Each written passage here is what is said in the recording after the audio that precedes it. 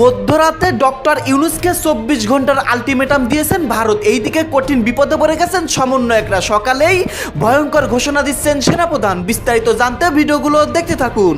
সেই সময় ভারত তাদের সীমান্তে জঙ্গিবাদের উত্থানের আশঙ্কা করছে এবং বাংলাদেশ সীমান্তকে তারা অনিরাপদ ভাবতে শুরু করেছে। এই ধরনের লোমহর্ষক খবর দিচ্ছে ভারতীয় একটি গণমাধ্যম।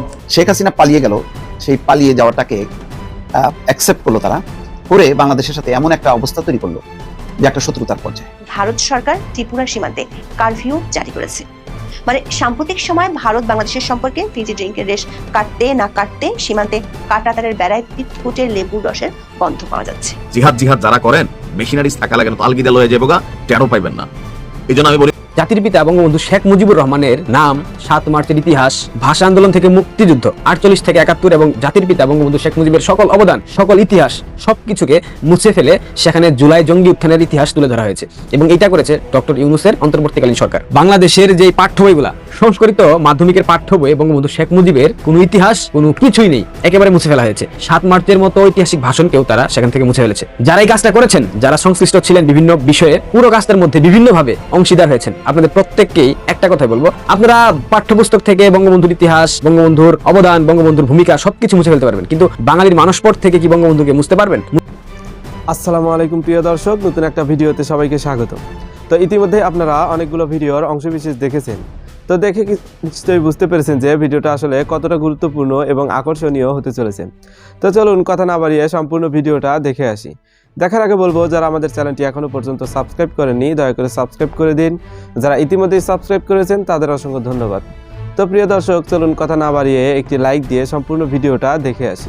দর্শক, ভারতের সঙ্গে আমাদের সম্পর্ক খুবই খারাপ অবস্থায় চলে গেছে, এটা নতুন করে বলার কিছু নেই। মুস্তাফিজকে কেন্দ্র করে নতুন যে সমস্যা তৈরি হয়েছে এবং সেই সমস্যা আইসিসিতে গেছে। ক্রিকেট বোর্ডের পক্ষ থেকে সরকারের আদেশে আইসিসিতে অ্যাপ্লিকেশন করা হয়েছে যে বাংলাদেশ ভারতে টি-20 বিশ্বকাপ খেলতে যাবে না, তাদের খেলাগুলো যেন শ্রীলঙ্কায় হয়। এই আবেদন এবং এই আবেদনের আগে সরকারের উপদেষ্টাদের প্রকাশ্য বক্তব্য যে সরকারের পক্ষ থেকে ক্রিকেট বোর্ডকে বলে দেওয়া হয়েছে যেন এটা বলা হয়। এই ব্যাপারগুলো যখন আমরা দেখছি এবং আমাদের তথ্য উপদেষ্টাকে যখন সরাসরি বলতে শুনছি যে আইপিএলের সম্প্রচার বন্ধ করে দেওয়ার আইনি দিকগুলো ভেবে দেখা হচ্ছে, এটা সম্প্রচার বন্ধ করে দেওয়া যায় কিনা সেগুলো খতিয়ে দেখা হচ্ছে। তার মানে হচ্ছে যে আইপিএলের সম্প্রচার বাংলাদেশে বন্ধ করে দেওয়ার সরকারি উদ্যোগ নেওয়া হচ্ছে। তার মানে হচ্ছে যে ভারতের ব্যাপারে ভারত এক ধরনের, মানে আমরা এক ধরনের অবস্থান নিচ্ছি, ভারত আর এক ধরনের অবস্থান নিচ্ছে, তার অবস্থানের পরিপ্রেক্ষিতে আমরা আবার পাল্টা অবস্থান নিচ্ছি। কোনোভাবেই দুই পক্ষের কারো মাঝেই কোনো ধরনের কোনো সহনশীলতা আমরা দেখছি না। যখন আমাদের উপদেষ্টা বলছেন যে আইপিএলের সম্প্রচার বন্ধ করে দেওয়ার উদ্যোগ নেওয়া হচ্ছে, যদিও আইপিএল যখন হবে তখন এই সরকার ক্ষমতায় থাকবে না, তারপরেও সরকার উদ্যোগ নিচ্ছে বলে জানাচ্ছে, ঠিক তখন আরেকজন উপদেষ্টা, খাদ্য উপদেষ্টা, তিনি বলছেন ভারত থেকে খাদ্য আমদানিতে কোনো সমস্যা নেই, এখানে কোনো রাজনৈতিক ব্যাপার ধরা হবে না কিংবা রাজনৈতিক ব্যাপার হিসেবে এটা বিবেচিত হবে না। তো ভারতের আইপিএল এর সম্প্রচার যদি আমি বন্ধ করে দিই, তাহলে ভারত থেকে খাদ্য আমদানিটা কেন আমি বন্ধ করব না? খাদ্য আমদানি কেন আমি করব? খাদ্য আমদানি আমি অন্য দেশ থেকে করব। খাদ্য আমদানির জন্য আমি ভারতের উপরে কেন নির্ভরশীল হব? কেন আমাকে চাল আনতে হবে, টনের পর টন, হাজার হাজার মেট্রিক টন চাল কেন আনতে হবে? এই সর্বশেষ যাত্রাতেও 50,000 মেট্রিক টন চাল আসার কথা, পেঁয়াজ আসছে, মসুরের ডাল আসার কথা, মসুরের ডাল মানে চাল তো রেগুলার আসছে। এই ব্যাপারগুলো খাদ্য উপদেষ্টা কি বোঝাতে চাইলেন? এটাতে রাজনৈতিক সমস্যা নেই কেন আইপিএল বন্ধ হবে কিন্তু খাদ্য আমদানি বন্ধ হবে না? নাকি খাদ্য আমদানি বন্ধ করলে আমাদের লস বলেই ওটা আমরা বন্ধ করতে চাই না, আইপিএল বন্ধ করলে আমাদের এক ধরনের মানে ক্ষমতা প্রদর্শন করা হয়, সেই কারণে ওই উদ্যোগটা আমরা নিতে চাই? ব্যাপারটা কি সেটা? ভারত ব্যাপারে সরকার কি একমুখী নীতিতে আছে নাকি দ্বিমুখী নীতিতে আছে?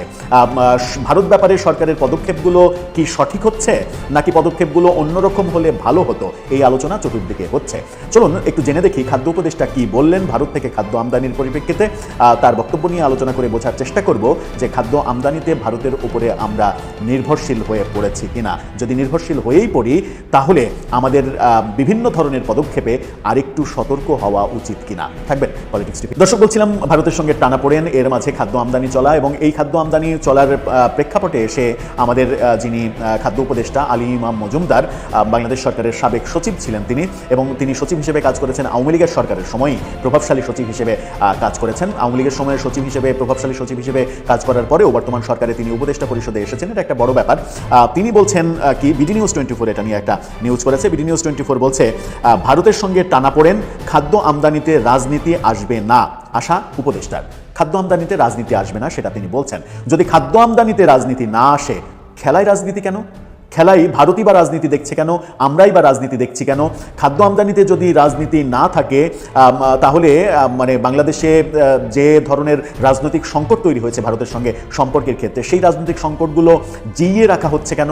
কেন আমাদের মানে ভারত বিরোধী একটা অবস্থানকে রাজনৈতিক বিভিন্ন স্টেক হোল্ডার ভারত বিরোধী বক্তব্য দিচ্ছে, সেটা ঠিক আছে। সরকারের একটা বিবৃতিও আমরা পররাষ্ট্র উপদেষ্টা বিবৃতিও দেখেছিলাম যে ওগুলো রাজনৈতিক নেতাদের বক্তব্য, এগুলো সরকারের বক্তব্য না। কিন্তু সরকারের উপদেষ্টা গতকালকে মোস্তাফিজকে কেকেআর থেকে বাদ দেওয়ার পরে সরকারের 3 জন উপদেষ্টার যে বক্তব্য, ক্রিয়া উপদেষ্টা এবং আইন উপদেষ্টা একই জন, যেহেতু তিনি মানে সংস্কৃতি উপদেষ্টা, তিনি আজকে তথ্য উপদেষ্টা এবং পরিবেশ উপদেষ্টা, তিনি এই 3 উপদেষ্টার যে বক্তব্য সেগুলো তো সরকারেরই বক্তব্য। তো সেই উপদেষ্টা যেমন মানে আসিফ নজরুল বলছেন গোলামির দেশ, মানে গোলামির দিন শেষ। তো গোলামির দিন শেষ বলতে আদতে তিনি কি বার্তা দিতে চাইলেন? এতকাল কি আমরা ভারতের গোলামি করেছি? ভারতের আমরা দাস ছিলাম, মানে এটা প্রতিষ্ঠিত করতে চান? কোন প্রেক্ষাপটে আমরা ভারতের দাস ছিলাম? ভারতের দাস কিংবা দাসী হয়ে আমরা কি কাজ করেছি? হ্যাঁ, আমরা বলতে পারি যে আওয়ামী লীগ সরকার মানে তাদের রাজনৈতিক সম্পর্ক একটু বেশি মাখামাখির পর্যায়ে নিয়ে গিয়েছিল, ভারতের সঙ্গে মাখামাখির সম্পর্কের পর্যায়ে গিয়েছিল। সেই মাখামাখির সম্পর্কের কারণে আজকে হয়তো তিনি ভারতে আশ্রয় পেয়েছেন, নিরাপদ আশ্রয় পেয়েছেন। ভারতে নিরাপদ আশ্রয় পাওয়ার প্রেক্ষাপটে আমরা আবার আওয়ামী লীগকে ভারতের একমাত্র মিত্রশক্তি হিসেবে দেখছি। আওয়ামী লীগকে যখন একমাত্র মিত্রশক্তি হিসেবে দেখছি, তখন এস জয়শঙ্কর, ভারতের পররাষ্ট্র মন্ত্রী, তার বেগম খালেদা জিয়ার জানাজাতে আসা আমাদেরকে কি সিগন্যাল দেয়? ভারত কি আওয়ামী লীগের সঙ্গেই শুধু বন্ধুত্ব করতে চাই? এটাকে যদি আমরা প্রতিষ্ঠিত করতে চাই, তাহলে বেগম খালেদা জিয়ার জানাজায় এস জয়শঙ্করের বিমান বাহিনী, সামরিক বাহিনীর বিমান নিয়ে উড়ে আসা, বিশেষ বিমানে 4 ঘন্টার জন্য বাংলাদেশ সফর করা, এটাকে আপনি কিভাবে বলবেন? এটাকে কি এভাবে বলবেন যে ভারত এবার বিএনপির সঙ্গে আতাত করতে চাই, বিএনপি এবার ভারতের দাস হিসেবে কাজ করবে, বাংলাদেশকে ভারতের দাস হিসেবে গড়ে তুলবে কিংবা কাজ করবে, এই ব্যাপারটা বলতে চান? যখন জয়শঙ্কর তারেক রহমানের সঙ্গে মিটিং করলেন, নরেন্দ্র মোদীর চিঠি হস্তান্তর করলেন, তখন কি আপনি এবার বিএনপিকে দোষারোপ করবেন? নাকি বাস্তবতা এটাই যে প্রতিবেশী ভারত এবং আমাদের চতুর্পাশে প্রায় জড়িয়ে আছে যে ভারত এবং শক্তিধর একটা দেশ, তাদের সঙ্গে সুসম্পর্ক রাখাটাই বুদ্ধিমানের কাজ? হ্যাঁ, কখনো কখনো আওয়ামী লীগ অতি উৎসাহী হয়েছে, অতিরিক্ত কিছু করেছে, কিন্তু অতিরিক্ত কিছু করতে গিয়ে দেশ বিরোধী কি করেছে সেগুলো ফাইন্ড আউট করেন, সেগুলো ফাইন্ড আউট করে সেগুলো বাদ দিয়ে দেন, সেগুলো বাতিল করে দেন। এখন পর্যন্ত গত 16-17 মাসে আওয়ামী লীগ দেশ বিরোধী ভারতের সঙ্গে কি চুক্তি করেছে সেগুলো ফাইন্ড আউট হয়নি, সেগুলো জনসম্মুখে আসেনি। সাবেক উপদেষ্টা আসিফ মাহমুদ সজীব ভুঁইয়া ফেসবুকে পোস্ট দিলেন যে ভারতে আওয়ামী লীগের করা 10টি চুক্তি বাতিল, আরও অনেকগুলো চুক্তি বাতিল করার প্রক্রিয়ায় আছে সরকার। সেই চুক্তিগুলোর নাম দিয়ে ফেসবুকে পোস্ট করলেন, একটা ফটোকার্ড বানিয়ে পোস্ট করলেন। পরবর্তীতে পররাষ্ট্র উপদেষ্টা বললেন কি এ ধরনের কোনো চুক্তিই নাই ভারতের সাথে। তাহলে ব্যাপারটা কি হলো? ব্যাপারটা কি এটা প্রতিষ্ঠিত হলো যে আওয়ামী লীগ অনেক চুক্তি করে গেছে যে চুক্তিগুলো দেশ বিরোধী, কিন্তু দেশ বিরোধী চুক্তি হওয়া সত্ত্বেও বর্তমান সরকার দেশ বিরোধী চুক্তির পক্ষে কাজ করছে এবং বর্তমান সরকার এখন পর্যন্ত একটা চুক্তি বাতিল করতে পারছে না? আমার মনে হয় যে দেশ বিরোধী যে চুক্তিগুলো আছে সেই চুক্তিগুলো বাতিল করে দেওয়া উচিত। বাতিল করে দিয়ে একটা উদাহরণ তৈরি করা দরকার যে আমরা এই ধরনের চুক্তি চাই না।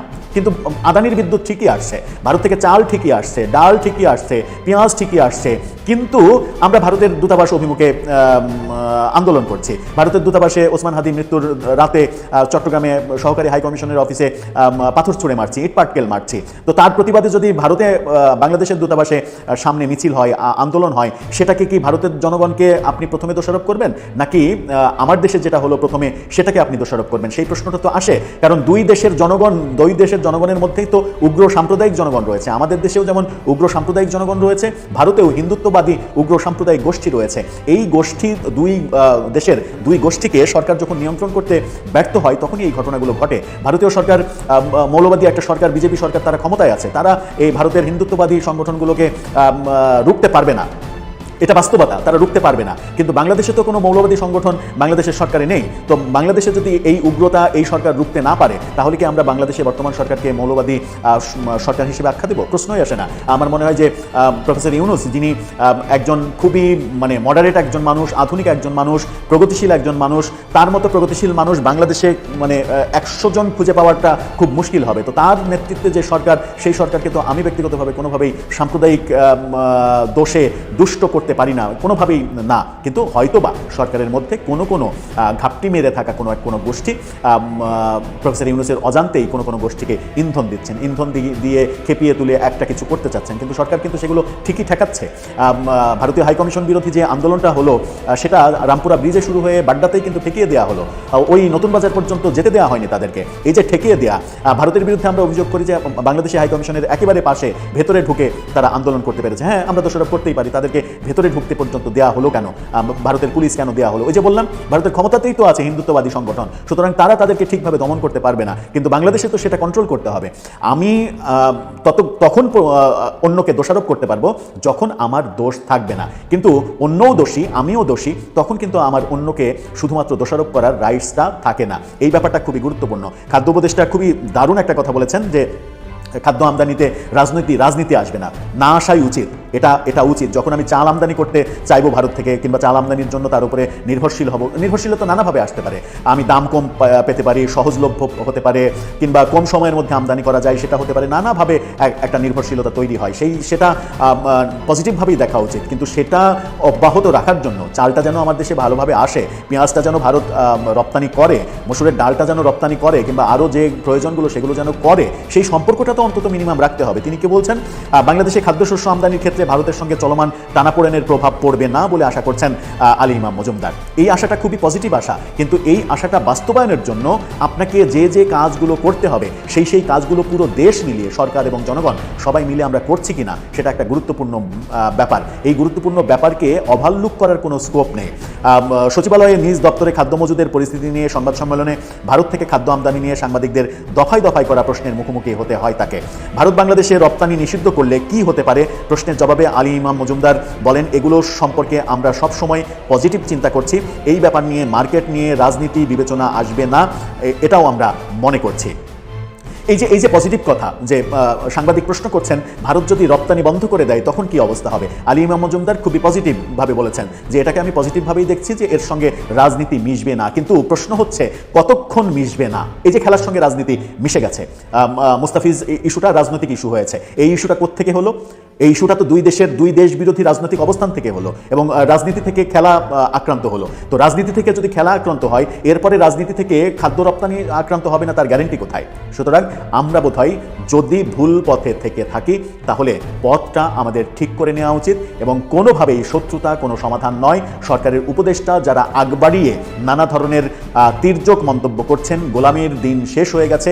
এই ভদ্রলোক এর আগে মন্তব্য করেছিলেন ভারতের 21 লাখ নাগরিক বাংলাদেশে চাকরি করে। উপদেষ্টা হওয়ার পরে সেই 21 লাখ নাগরিককে গত 16-17 মাসে তিনি খুঁজে বের করতে পারেননি। তারপরে ঠিকানায় খালেদ মহিউদ্দিনের সঙ্গে টকশোতে তিনি সেটাকে আবার নতুন ব্যাখ্যা দেওয়ার চেষ্টা করেছেন, যে আমরা বিভিন্ন জায়গায়, বিভিন্ন সেমিনারে, সিম্পোজিয়ামে বক্তব্য দেওয়ার সময় অতি আবেগী হয়ে অনেক সংখ্যাই বলে ফেলি, সেই সংখ্যাটা যে অ্যাপ্রোপ্রিয়েট সংখ্যা হবে সেটা তো সবসময় ঠিক নাও হতে পারে। এভাবে তিনি ব্যাখ্যা দেওয়ার চেষ্টা করেছেন। অর্থাৎ তিনি সরকারে যখন এসেছেন তখন 21 লাখ অবৈধ ভারতীয় যারা চাকরি করছে বাংলাদেশে, যেটা তিনি বিগত সরকারের সময় অভিযোগ করেছিলেন, সেই অভিযোগের সত্যতা তিনি খুঁজে পাচ্ছেন না। সুতরাং আমার মনে হয় যে বক্তব্য দেওয়ার সময় আবেগ কন্ট্রোল করাটা খুব মুশকিল। এই আসিফ নজরুলই যখন বঙ্গবন্ধুর কারাগারের রোজনামচা কিংবা বঙ্গবন্ধুর জীবনী, অসমাপ্ত আত্মজীবনী, এগুলো নিয়ে যখন একটা টক শোতে, বাংলা ভিশনের সম্ভবত একটা টক শোতে আওয়ামী লীগের আমলে প্রশংসা করছিলেন, তিনি বলছিলেন যে আমি পৃথিবীর বহু বই পড়েছি, কিন্তু এত সাহিত্য নির্ভর, এত সাহিত্যমূল্য, এত অসাধারণ বই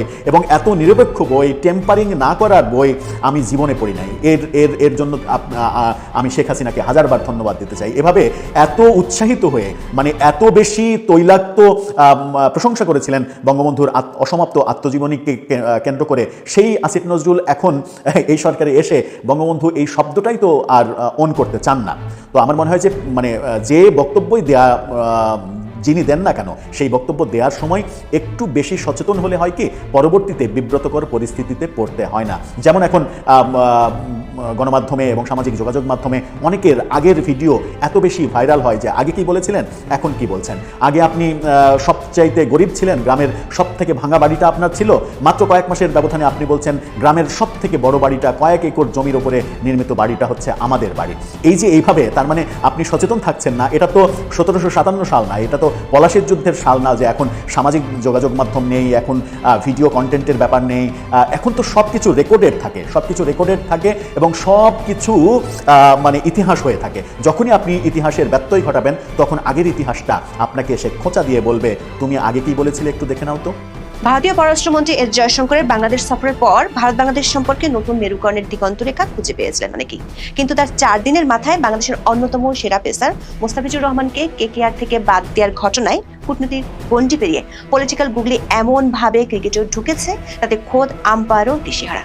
ক্রিকেটীয় উত্তেজনার পারদে বাংলাদেশ যখন ভারতের টি-20 বিশ্বকাপ খেলতে যাবে না বলে হুঙ্কার দিল, তখনই খবর হচ্ছে ভারত সরকার ত্রিপুরা সীমান্তে কারফিউ জারি করেছে।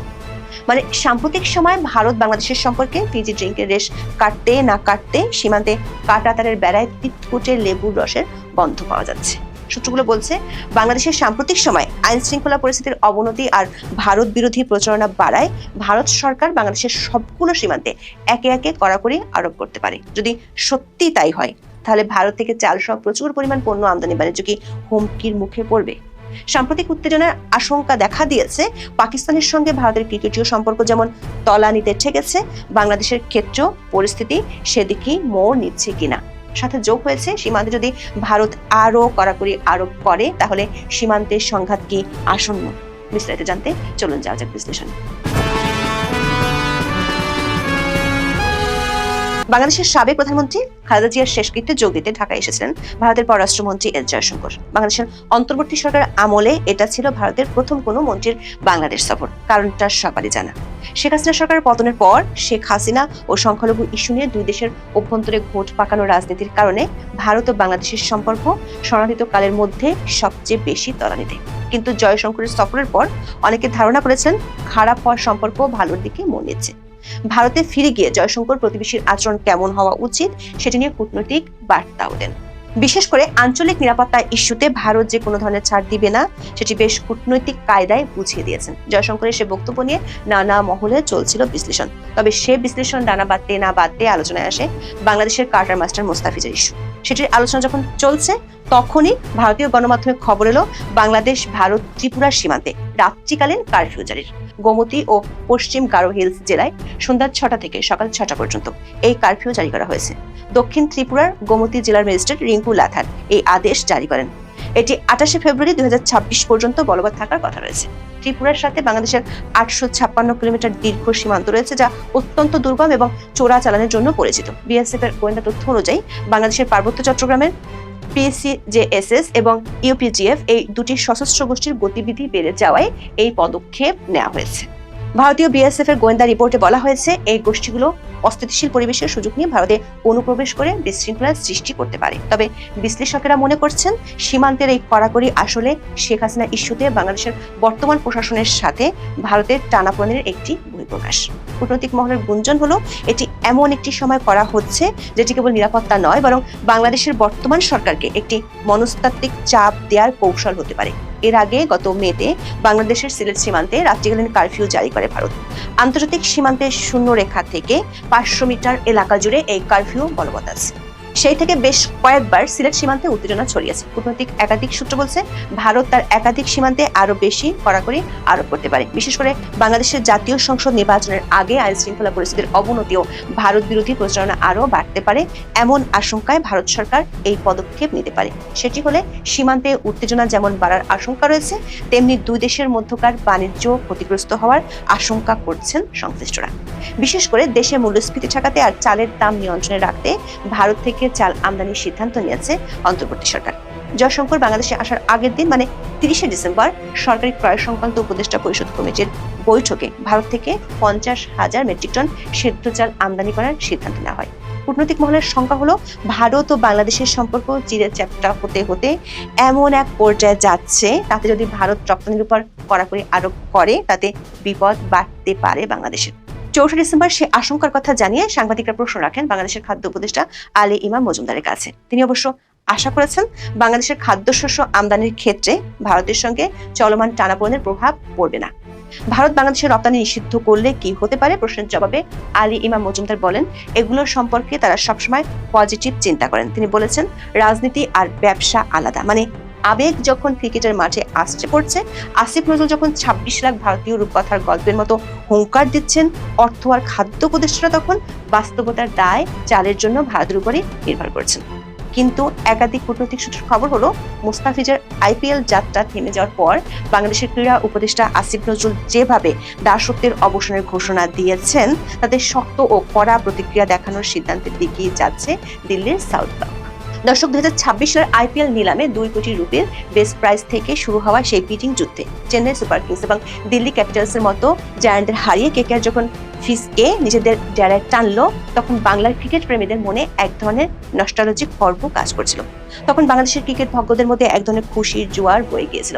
9.20 কোটি রুপি যে কোনো বাংলাদেশি খেলোয়াড়ের জন্য এটি ছিল আইপিএল ইতিহাসের সর্বোচ্চ মূল্য। তবে সেই গর্বের বেলুন ফুটো হতে সময় লাগলো না, মাত্র কয়েক সপ্তাহ। ভারতীয় ক্রিকেট বোর্ড বিসিসিআই এর পক্ষ থেকে কেকেআরকে নির্দেশ দেওয়া হয় মুস্তাফিজকে স্কোয়াড থেকে রিলিজ করে দিতে। কারণ হিসেবে দেখানো হয়েছে বাংলাদেশের সাম্প্রতিক ঘটনাবলী এবং ক্রমবর্ধমান রাজনৈতিক উত্তেজনা। বাংলাদেশে হিন্দু সংখ্যালঘুদের উপর নির্যাতনের খবর ভারতে ছড়িয়ে পড়ার পর কট্টরপন্থী দলগুলো দাবি তোলে কোনো বাংলাদেশি খেলোয়াড়কে ভারতের মাটিতে খেলতে দেওয়া হবে না। বিশেষ করে ময়মনসিংহের দীপু চন্দ্র দাস নামক এক যুবকের মর্মান্তিক মৃত্যুর ঘটনাকে কেন্দ্র করে ভারতে যে জনরোষ তৈরি হয়, তার বলি হতে হলো মুস্তাফিজকে। ভারতের ক্ষমতাসীন দল বিজেপির প্রভাবশালী নেতা কৌস্তব বাগচি এবং বেশ কিছু হিন্দু ধর্মীয় সংগঠন কেকেআর এর এই সিদ্ধান্তের বিরুদ্ধে সরাসরি যুদ্ধ ঘোষণা করেছিল। তাদের যুক্তি ছিল, বাংলাদেশে যখন সংখ্যালঘুদের উপর কথিত নির্যাতন চলছে, তখন একজন বাংলাদেশি ক্রিকেটারকে কলকাতায় আতিথেয়তা দেওয়া এবং কোটি কোটি রুপি আয়ের সুযোগ করে দেওয়া জাতীয় স্বার্থের পরিপন্থী। কেকেআর এর মালিক শাহরুখ খানকেও দেশ বিরোধী তকমা দিতে কুণ্ঠাবোধ করেননি কিছু ধর্মীয় নেতা। বিসিসিআই এই গণরোষ ও সম্ভাব্য নিরাপত্তার ঝুঁকি দোহাই দিয়ে কেকেআরকে বাধ্য করে মুস্তাফিজের চুক্তি বাতিল করতে। মুস্তাফিজকে বাদ দেওয়ার খবর বাংলাদেশে পৌঁছানোর পর অন্তর্বর্তী সরকারের কয়েকজন উপদেষ্টা ব্যাটে বলে ছক্কা হাঁকাতে শুরু করেন। ক্রীড়া উপদেষ্টা আসিফ নজরুল তার ফেসবুক বার্তায় বিসিসিআই এর এই নীতিকে উগ্র সাম্প্রদায়িক বলে মন্তব্য করেন। সাংস্কৃতিক উপদেষ্টা মোস্তফা সরোয়ার ফারুকী বিষয়টিকে লজ্জাজনক বলে দাবি করেন। তথ্য সম্প্রচার উপদেষ্টা সৈয়দা রিজওয়ানা হাসান বাংলাদেশে আইপিএল সম্প্রচার বন্ধ করার আইনি ভিত্তি খতিয়ে দেখার ইঙ্গিত দিয়েছেন। তবে বাংলাদেশের গণমাধ্যমের খবর হলো, বাংলাদেশ ক্রিকেট বোর্ড বিসিবির অবস্থান ছিল প্রথমে একটু রক্ষণাত্মক, পরে হয়েছে মারমুখী। শুরুতে বিসিবি পরিচালকদের অনেকে ভারতের সাথে সরাসরি সংঘাতে যেতে চাননি। শনিবার রাতে ভার্চুয়াল সভায় তারা কেবল একটি ব্যাখ্যামূলক চিঠি পাঠানোর কথা ভেবেছিলেন। এমনকি বিসিবি সভাপতি আমিনুল ইসলাম বুলবুলও শুরুতে কিছুটা সাবধানী ছিলেন। তবে রবিবারে সূর্য ওঠার সাথে সাথে বিসিবির সুর পাল্টে যায়। সরকার উচ্চ পর্যায়ের গরম সিগন্যাল পাওয়ার পর বিসিবি তাদের জরুরি বৈঠক শেষে জানিয়ে দেয়, বাংলাদেশ দল টি-20 বিশ্বকাপ খেলতে ভারতে যাবে না। বিসিবির আনুষ্ঠানিক বিজ্ঞপ্তিতে জানানো হয়, খেলোয়াড়দের নিরাপত্তা নিয়ে জোরালো সংশয় এবং সরকারের পরামর্শের প্রেক্ষিতে তারা ম্যাচগুলো শ্রীলঙ্কায় সরিয়ে নেওয়ার জন্য আইসিসিকে চিঠি দিয়েছে। বিসিবি পরিচালক খালেদ মাসুদ পাইলট উপদেষ্টা আসিফ নজরুলের সুরেই বলেন, ভারত যদি একজনের নিরাপত্তা দিতে না পারে, তবে পুরো দলের নিরাপত্তা কিভাবে নিশ্চিত করবে? তবে মুস্তাফিজকে বাদ দেওয়ার সিদ্ধান্তটি নিয়ে ভারতেও মিশ্র প্রতিক্রিয়া দেখা দিয়েছে। বিজেপি নেতা সঙ্গীত সোম এই সিদ্ধান্তকে স্বাগত জানিয়ে বলেছেন, এটি 100 কোটি সনাতনী ভারতীয় জয়। অন্যদিকে কংগ্রেস সাংসদ শশী থারুর এই ঘটনার তীব্র নিন্দা জানিয়ে প্রশ্ন তুলেছেন, একজন খেলোয়াড়কে কি তার দেশ বা ধর্মের জন্য শাস্তি দেওয়া হচ্ছে? বাংলাদেশ দাবি করেছে তাদের ম্যাচগুলো যেন সহ আয়োজক শ্রীলঙ্কায় সরিয়ে নেওয়া হয়। বিসিবির এই দাবি এখন আইসিসির জন্য এক বিশাল শিল্পীরা। বিসিসিআই ইতিমধ্যে দাবিকে লজিস্টিক্যাল নাইটমেয়ার বা লজিস্টিক দুঃস্বপ্ন হিসেবে মন্তব্য করেছেন। তাদের যুক্তি হলো, টিকিট কাটা শেষ, হোটেল বুকিং হয়ে গেছে, ব্রডকাস্ট ক্রু সাজানো, এখন হুট করে ভেন্যু বদলানো অসম্ভব। তবে খবর পাওয়া যাচ্ছে আইসিসি বিষয়টিকে ইতিবাচকভাবে দেখছে এবং 1 বা 2 দিনের মধ্যে সিদ্ধান্তে আসতে পারে। যদি আইসিসি দাবি না মানে, তবে বাংলাদেশ হয়তো বিশ্বকাপ বয়কট করবে। দর্শক, এই ঘটনার মধ্য দিয়ে ভারত ও বাংলাদেশের মধ্যকার খেলার সঙ্গে ধুলার মতোই মিশে গেল রাজনীতি। শুধু রাজনীতি নয়, বলা ভালো ভূ রাজনীতি। কদিন আগেও শীতের মধ্যে লেপ মুড়ি দিয়ে শুয়ে থাকার চেয়ে অনেক বেশি উপভোগ্য ছিল ভারত বাংলাদেশের উত্তেজনায় ঠাসা একটি ক্রিকেট ম্যাচ দেখা। কিন্তু এখন ইন্ডিয়ান এক্সপ্রেসের আশঙ্কা, পাকিস্তানের মতো পরিণতি ভোগ করতে হতে পারে বাংলাদেশকেও। পাকিস্তানের সঙ্গে ভারতের ক্রিকেটীয় সম্পর্ক যেমন তলানিতে ঠেকেছে, বাংলাদেশের ক্ষেত্রেও পরিস্থিতি সেদিকেই মোড় নিচ্ছে বলে আশঙ্কা করা হচ্ছে। 2012-13 মৌসুমের পর থেকে ভারত ও পাকিস্তানের মধ্যে কোনো দ্বিপাক্ষিক সিরিজ হয় না। 2 দল কেবল আইসিসি বা এসিসি ইভেন্টে মুখোমুখি হয়, তাও নিরপেক্ষ ভেন্যুতে। ইতিমধ্যে চলতি বছরের শেষ দিকে ভারতের নির্ধারিত বাংলাদেশ সফরও আপাতত স্থগিত রাখা হয়েছে। এমনকি ভবিষ্যতে 2 দেশকে হয়তো কেবল নিরপেক্ষ ভেন্যুতেই একে অপরের মুখোমুখি হতে দেখা যাবে। বিশ্লেষকদের আশঙ্কা ভারত বাংলাদেশ ক্রিকেটীয় সম্পর্ক এখন সেই একই শীতল যুদ্ধের দিকে এগোচ্ছে, যেখানে মাঠের খেলার চেয়ে জাতীয়তাবাদ আর বিদ্বেষ বেশি জায়গা করে নিচ্ছে। তবে বাংলাদেশের ক্রিকেট সংশ্লিষ্টরা মনে করেন, রাজনীতি যখন ক্রিকেটকে ক্রাশ করে তখন সবচেয়ে বেশি ক্ষতিগ্রস্ত হয় ছোট বোর্ডগুলো। রাজনীতি আর ক্রিকেটের এই ককটেল বাংলাদেশের জন্য বেশ তেতো হতে পারে। ভারত বর্তমানে বিশ্ব ক্রিকেটের অর্থনৈতিক মেরুদণ্ড। বিসিসিআই একাই আইসিসির লভ্যাংশের 38.5% নিয়ন্ত্রণ করে। অন্যদিকে বাংলাদেশের লভ্যাংশ মাত্র 4.46%। বিসিবির মোট সম্পদের পরিমাণ প্রায় $51 মিলিয়ন, কিন্তু এর একটি বিশাল অংশ আসে ভারতের সাথে দ্বিপাক্ষিক সিরিজ থেকে। ভারত যখন বাংলাদেশের সফরে আসে তখন টিভির সত্য থেকে আয় হয় প্রায় 70 থেকে 100 কোটি টাকা। ইতিমধ্যে 2026 সালে ভারতের বাংলাদেশ সফর অনিশ্চয়তার মুখে পড়েছে। যদি এই সিরিজটি বাতিল হয় তবে বিসিবির কোষাগারে বিশাল এক গর্ত তৈরি হবে, যার সামাল দেওয়া কঠিন হবে। এটি যেন এক ধরনের সফট পাওয়ার যুদ্ধ, যেখানে ব্যাটের চেয়ে পলিটিক্যাল স্টেটমেন্ট বেশি জোরালো। দর্শক, গত 16 মাস ধরে চলতে থাকা ভারত ও বাংলাদেশের সম্পর্কের রাজনৈতিক তিক্ততা এখন ক্রিকেট এবং সীমান্ত পেরিয়ে প্রতিটি স্তরে ছড়িয়ে পড়ছে। এই তো প্রিয় দর্শক, আশা করছি সম্পূর্ণ ভিডিওটা মনোযোগ দিয়ে দেখেছেন। দেখে কি বুঝলেন, কি জানলেন, আপনাদের গুরুত্বপূর্ণ মতামতগুলো আমাদের কমেন্ট বক্সে জানিয়ে দিন। পারলে ভিডিওটা শেয়ার করে অন্যকে দেখার সুযোগ করে দিন। আবারও বলছি, যারা আমাদের চ্যানেলটি এখনো পর্যন্ত সাবস্ক্রাইব করেননি দয়া করে সাবস্ক্রাইব করে দিন। যারা ইতিমধ্যেই করে দিয়েছেন তাদের অসংখ্য ধন্যবাদ। তো প্রিয় দর্শক, আজকের মতো এ পর্যন্তই। দেখা হবে পরবর্তী কোনো নিউজে। ততক্ষণ সবাই ভালো থাকবেন, সুস্থ থাকবেন। আল্লাহ হাফেজ।